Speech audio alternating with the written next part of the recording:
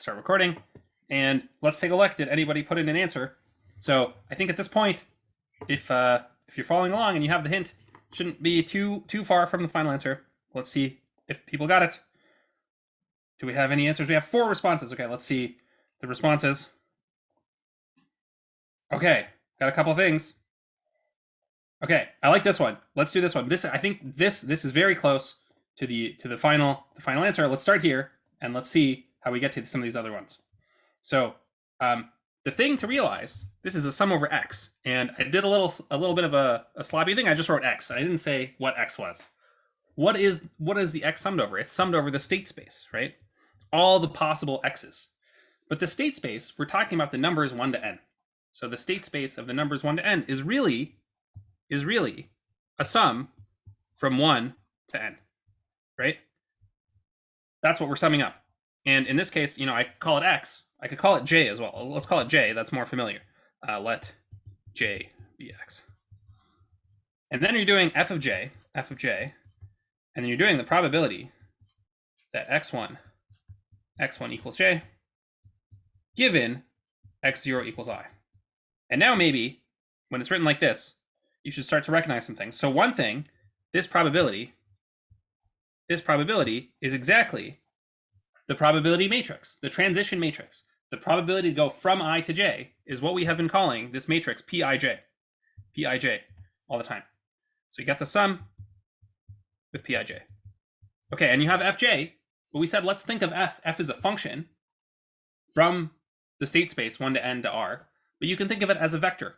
F of j is really the jth component, Fj.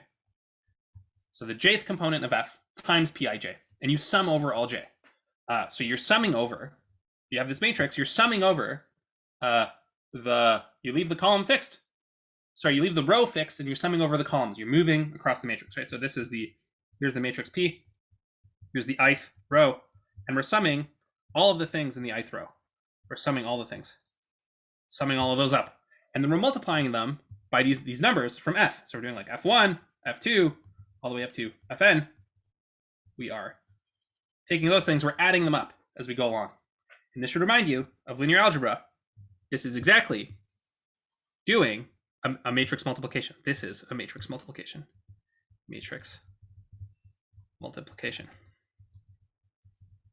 Right? This is exactly what you get if you do the matrix multiplication of the matrix P times the vector F, and then you take the ith component, right? So the ith entry of P times F, that matrix vector multiplication, is going along the ith row of P and summing up as you multiply by F. That's exactly what we have. So G of I is PFI, or you could just say G as a vector is equal to PF. G is equal to PF. So if you realize that, good job. And that's what's going on here. I think some people had it correct. So PF is correct. I guess it says 0 people got PF right, although someone must have put it in. PG is close to right. We're trying to find the formula for G, and we have G equals PF, right? F is the old function, G is the new function. F times P is super close, it's just the wrong order. So now I'm thinking of F as a column vector, and I'm multiplying like that. You must think of it as a column vector. If you did it as a row vector, it wouldn't be the right sum. So because it's Fj times Pij, you have to think of F as a column vector, and P is multiplying on the left in the way that you saw in linear algebra class. Usually that matrices multiply column vectors. So that's important. Maybe you should say, think of G and F as functions. They're functions or column vectors. Or column vectors. Okay. So this is the warm-up fact. How do functions evolve under a Markov chain?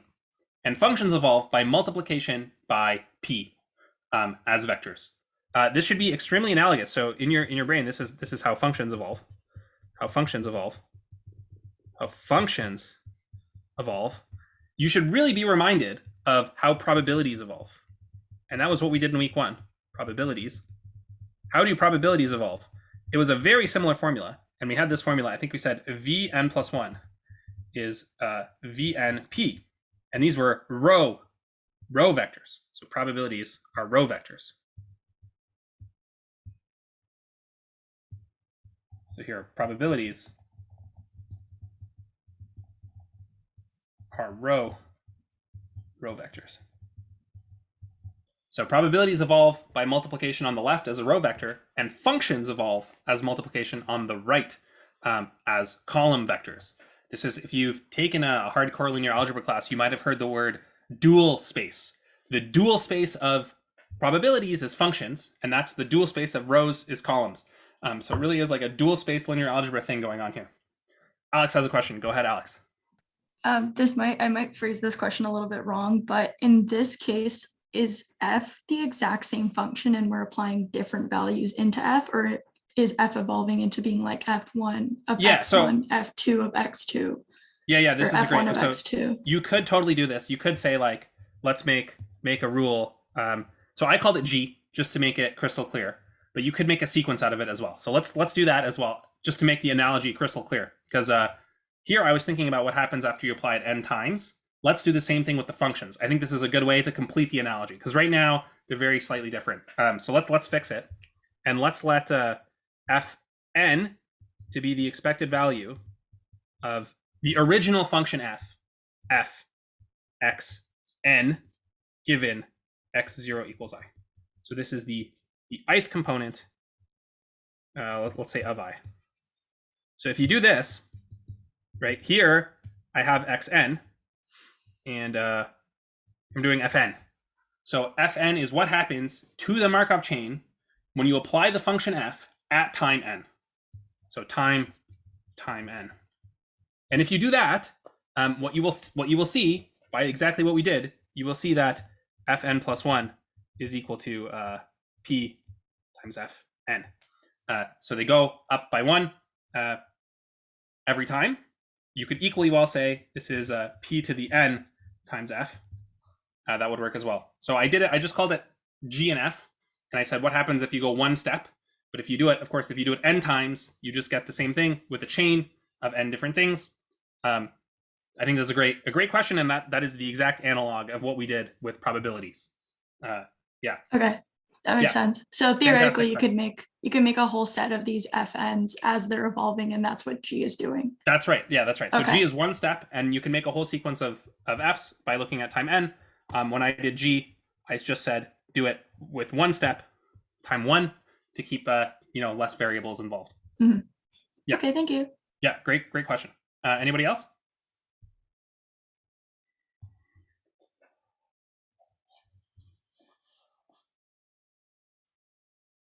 Okay, so what is the point of this whole thing? Why do we care about functions evolving? And what we are trying to do is we are trying to hunt down, we're trying to find ways to find the long-term value function. So some people leave out the words long-term. This is an optional word. The value function. We're trying to find the value function for a Markov chain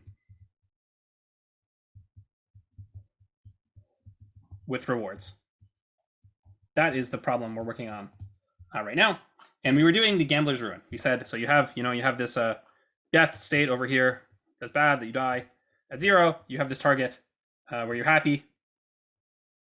And you start somewhere in between, and you want to know what is the probability.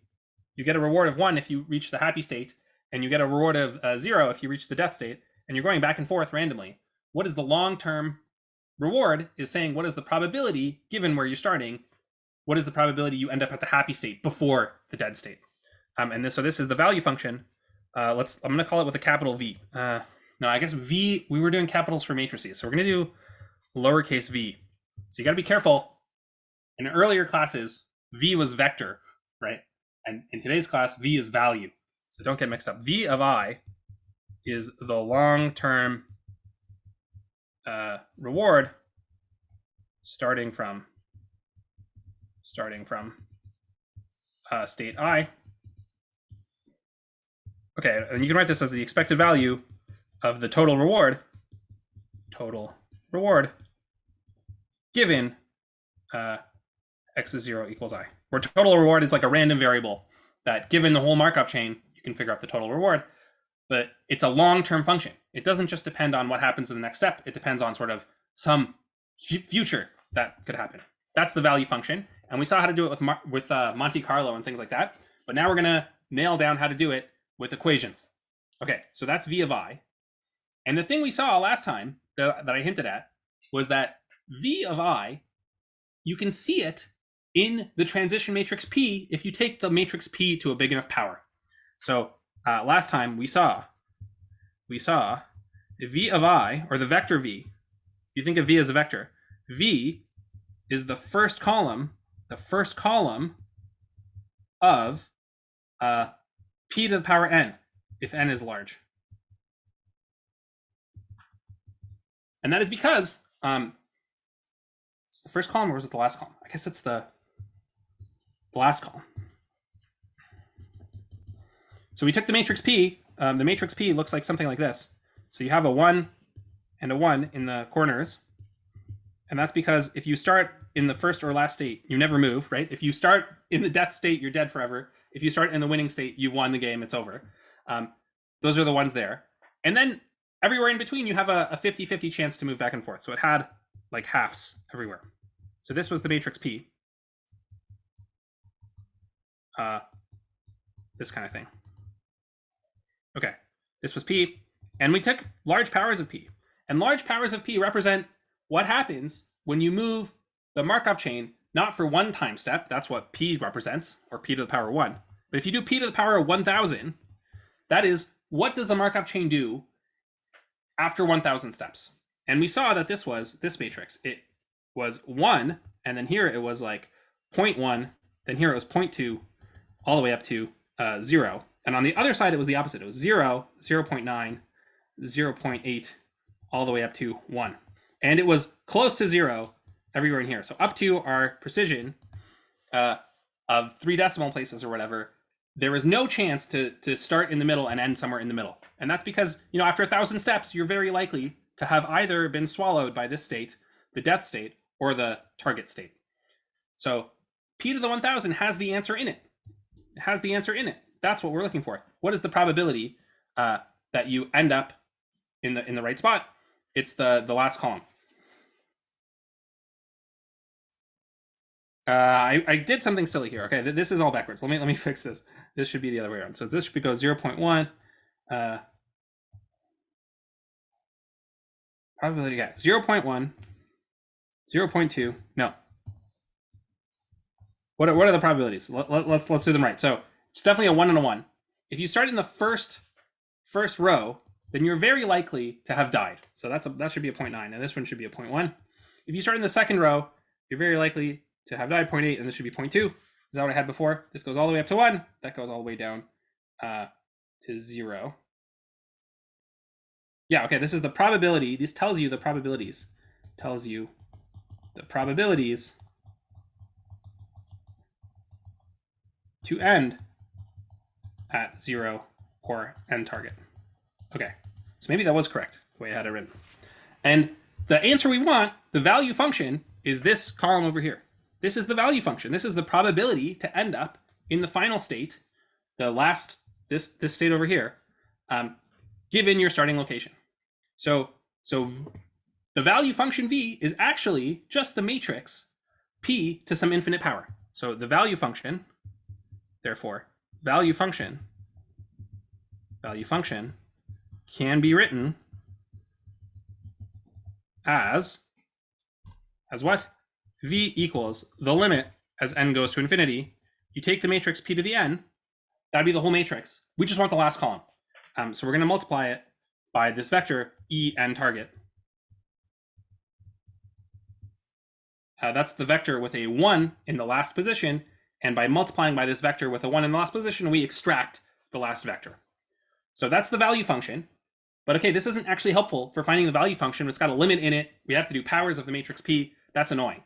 So just like in week 1 and 2, where we talked about the long-term probabilities, we want to kind of think of V as some kind of like long-term like function. And so the way we can think about it is by what would happen if we applied P to both sides. What would happen if we apply P to both sides? And if you apply p to both sides, on this side you get pv. That's great. What do you get on the other side? You get p times the limit as n goes to infinity of p to the n times en target. Okay, and in a limit you can bring the p inside. So this is the limit as n goes to infinity of p to the n plus 1 times en target. And we're doing the limit n goes to infinity, n or n plus 1 makes no difference. You're taking the power as it goes to infinity. So this is exactly the same as v. And this equation, that PV equals V, is exactly what is called the Bellman equation. The Bellman equation, PV equals V. This is the Bellman equation. And you can use this to solve the value function. So just like in problem 2 of the first project coming up, I say find the long-term probabilities. That involves solving the equation.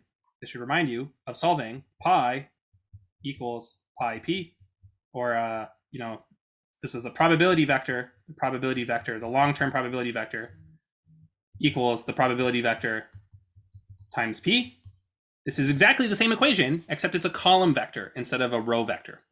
So what this is saying is that just like the long-term probabilities are some kind of invariant under multiplication by p, the long-term values are also invariant under p. And they have some initial conditions. In the long-term probabilities, we knew the sum of the entries had to be 1. For this one, we know the value of some things. So for example, in our case, we know and v of 0 equals 0, v of n target equals 1. So PV equals V won't have just one solution. It'll have infinitely many solutions. But if you add in the facts we know, that it has value 0 at one end and value 1 at the other end, now you have a perfectly good linear algebra equation that you can solve. And if you wanted to solve this with a computer, and P is like a 10 by 10 matrix or whatever, it's no problem. You can solve it. You put it into the computer. You have to do the right tricks to make sure the computer is solving the right system using this information and this equation, and you can get the solution. And this is like a much better way than the Monte Carlo way because it gives the exact value. In our case, you can also do what we did. You take a big power and just extract that as well. That's a little bit like finding the long-term probability by just saying, well, just tell me what happens at time 1,000. That would be like the same kind of thing.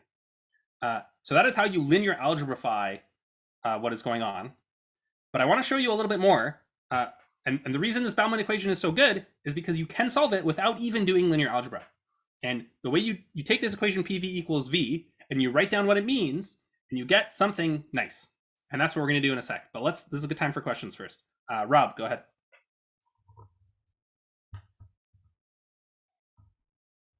I can't hear you, Rob. Maybe it's my fault. Can other people hear Rob? Someone type in the chat.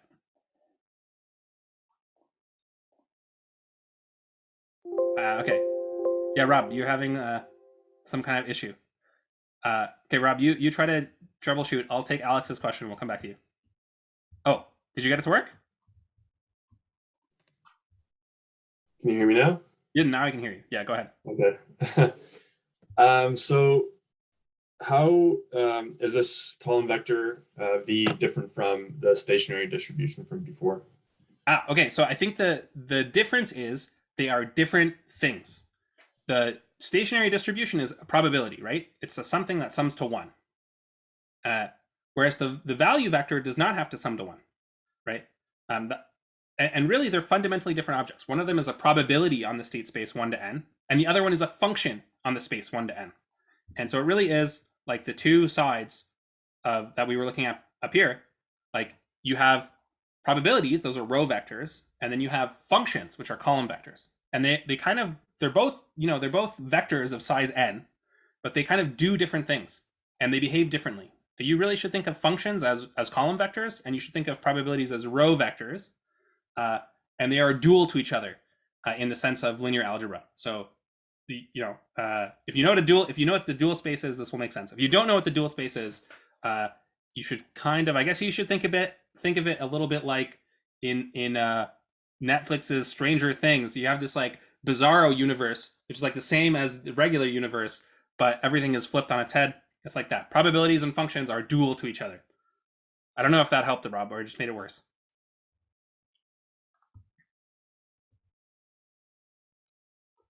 Is it okay, Rob? Yeah, I guess so. I'll think about it Yeah. a little bit. So in our case, I can tell you what the answer is.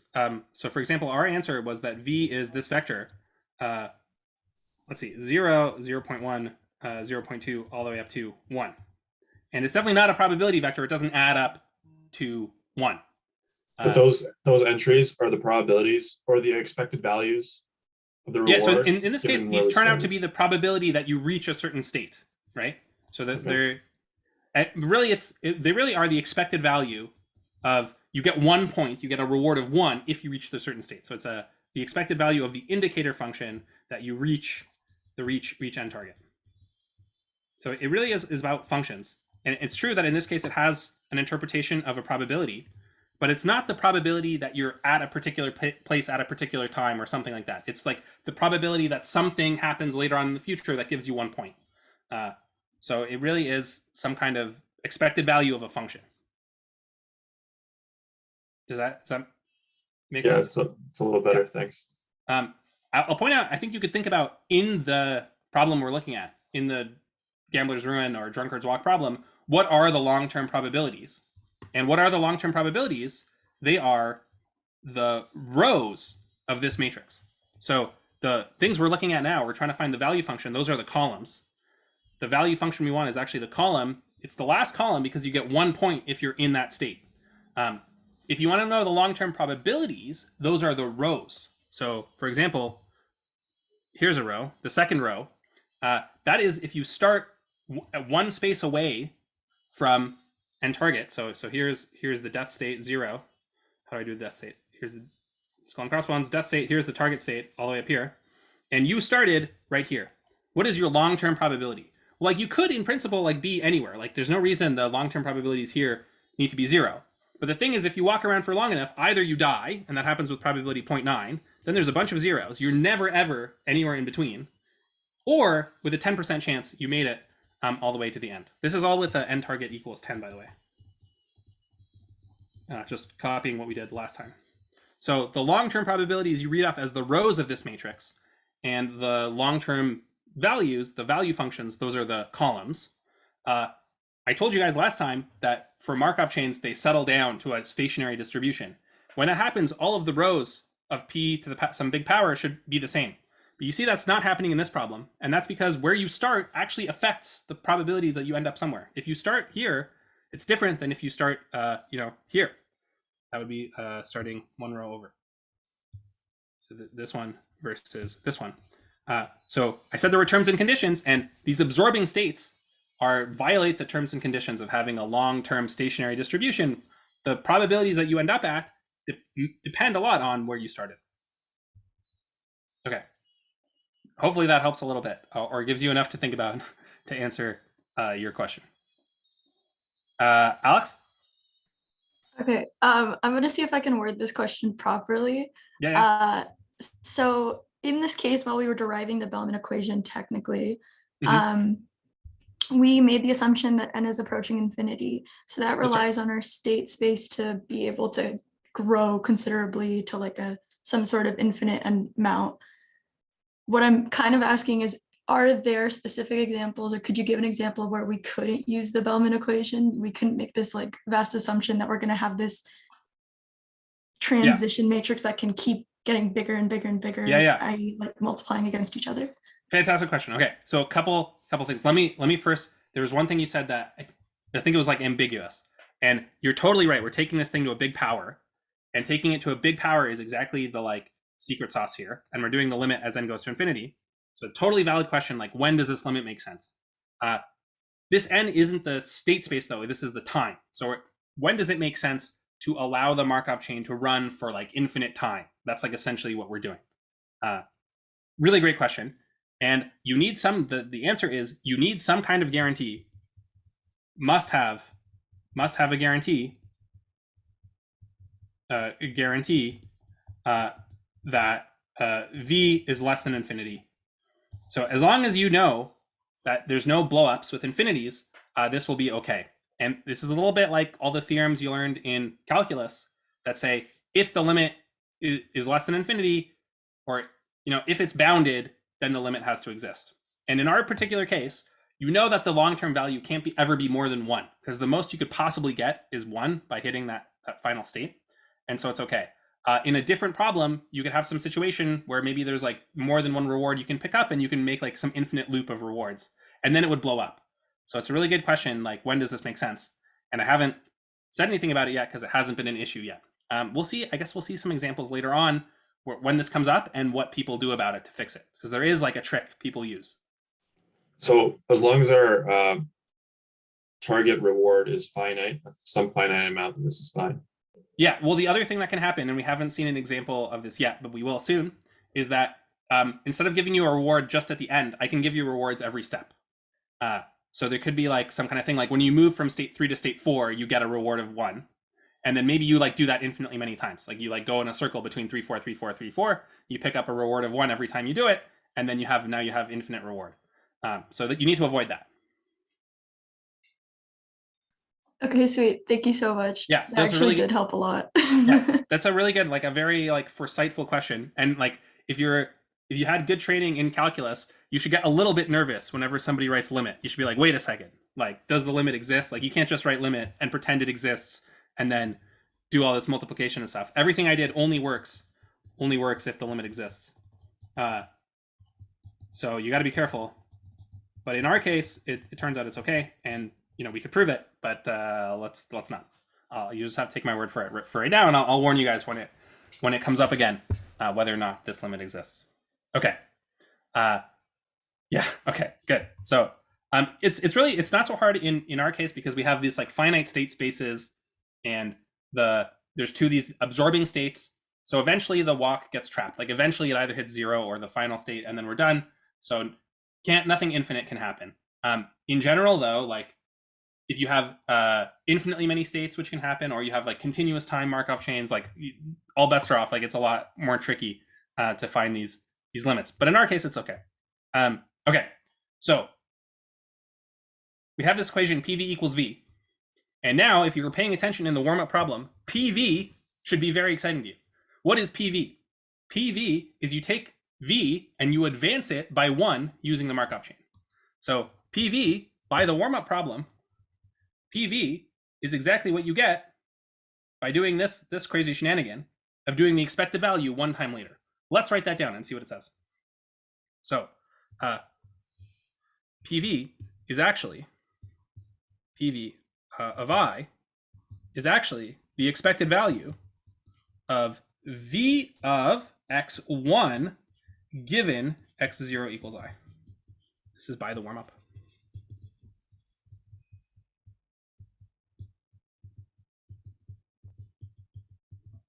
So just like probabilities evolve by doing row times matrix multiplication, whenever you have this matrix multiplication by P on a column vector or a function, it's evolving the function.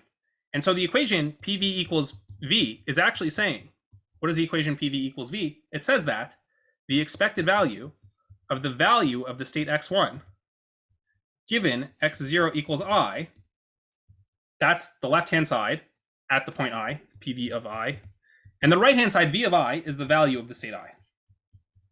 So what I said before, PV equals V, I called that the Bellman equation. If you go to Wikipedia and you look up the Bellman equation, it's going to be this. This is the actual Bellman equation, the useful version. And we discovered it with linear algebra and thinking of like this matrix P and limits, but this is the like on the ground version that you will use in real life. And what does it say? This actually says something totally reasonable. What is the long-term value of starting at some state I? Well, if you take 1 step away from the state I, you start at the state I and you run the Markov chain for 1 step. Well, sometimes you take a step to the left and you become more likely to like crash into the death state. Sometimes you take a step to the right and you're closer to the reward. But the average of everything that can possibly happen, like the long-term average has to be the value of the state you're in. That's because, this V is the long-term value. This V is the long-term value. Taking 1 step can't possibly affect the long-term value. They're both long-term values. And so if you want, you can prove it. You can also prove it by thinking of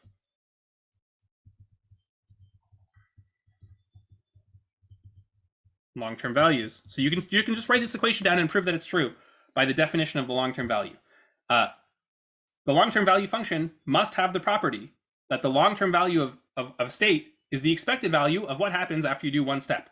That makes perfectly good sense if you think about it. You can't change the expected value of what's going on by just running the Markov chain.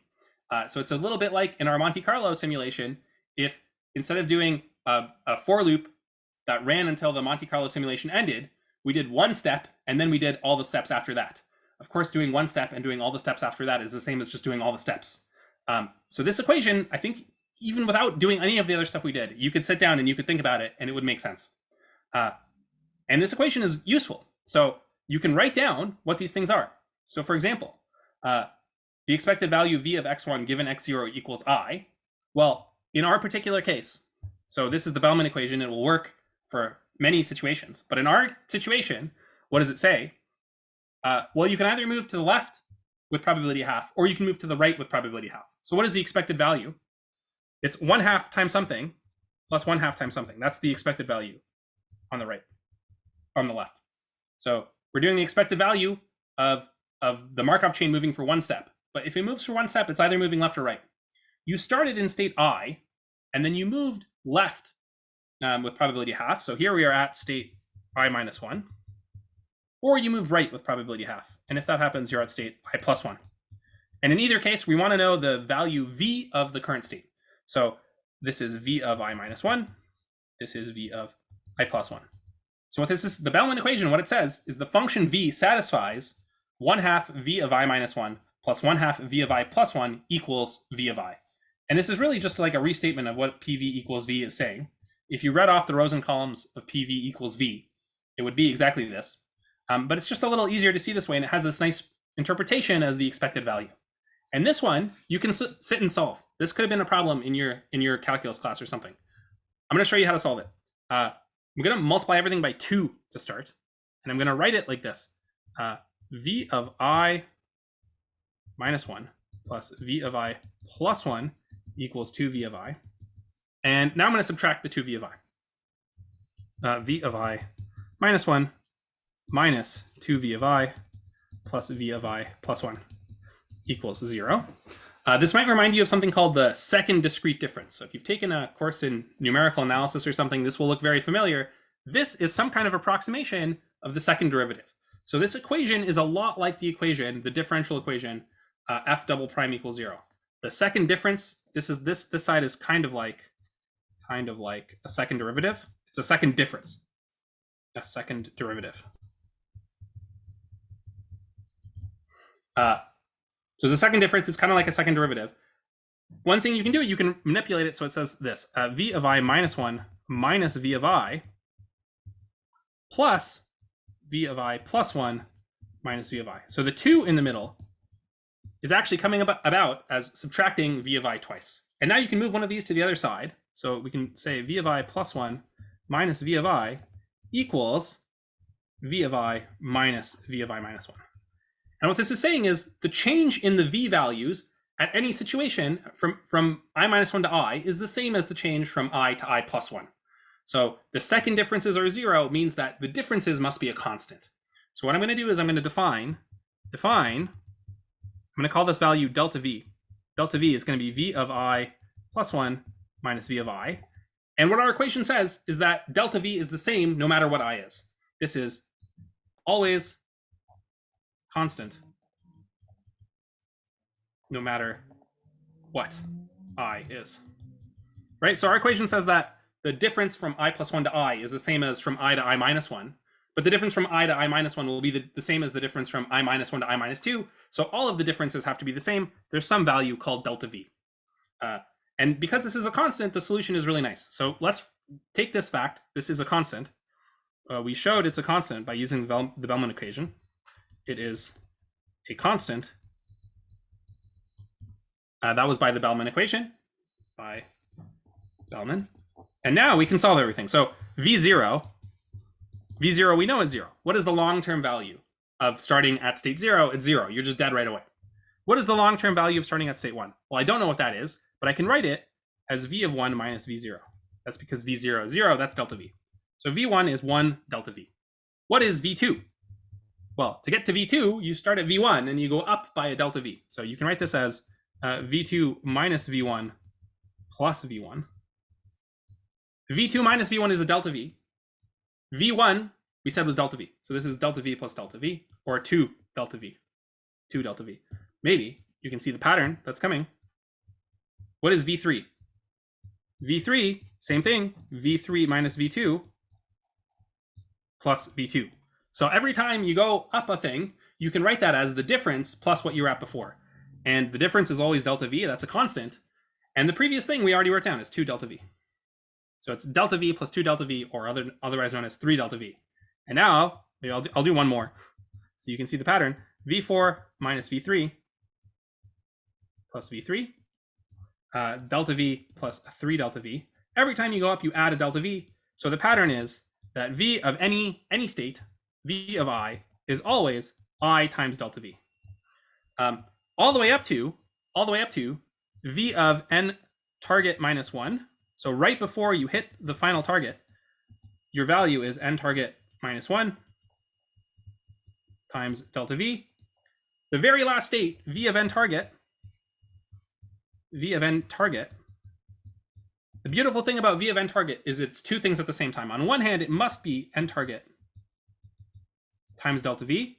But on the other hand, what is the value of the final state?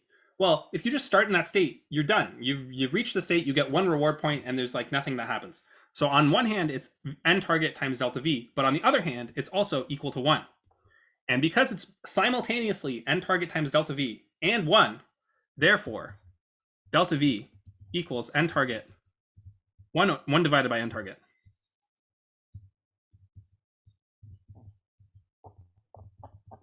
So by using the two values, V0 equals 0 and V of n target equals 1, we figured out that it has to be this like linear function in between, always going up by delta V. And by using the fact that it's 0 at 0 and 1 at the final space, we figured out that the delta V values must be equal to 1 over n target. And once you know the delta V values must be equal to 1 over n target, you get the final answer, which is that V of I is equal to, well, before it was I times delta V, but that's equal to I divided by n target. N target. So this is the final answer, and this works for any n target. On our computer, we only did it for n target equals 10. We got 0.1, 0.2, 0.3, and so on. And now you see why they're always tenths when n target is 10. So this is the way that you use the Bellman equation to solve things. Here we've done it with algebra and pen and paper math. Basically, the rest of the course is going to be learning like different tricky ways to make the computer solve the Bellman equation. And the added thing that we haven't done yet that is coming up, that normally comes up in the very first lecture in reinforcement learning, so far we have only done Markov chains. In a Markov chain with rewards, you watch it and you try to find what is the long-term value. The thing that is exciting is what if there are choices to be made? What if there's choices in the Markov chain? So like, what if the gambler can decide if he wants to bet $1 or $2? So that's coming up too. That's called a Markov decision process. But essentially, that's where we're going. We're going to use the Bellman equation to solve these value functions. And the actual Bellman equation also has choices in it, finding the optimal choice. But this is a good place for any questions or comments about this thing. I think this is a really important thing to understand conceptually, is this Bellman equation and how you use it to solve for the value function.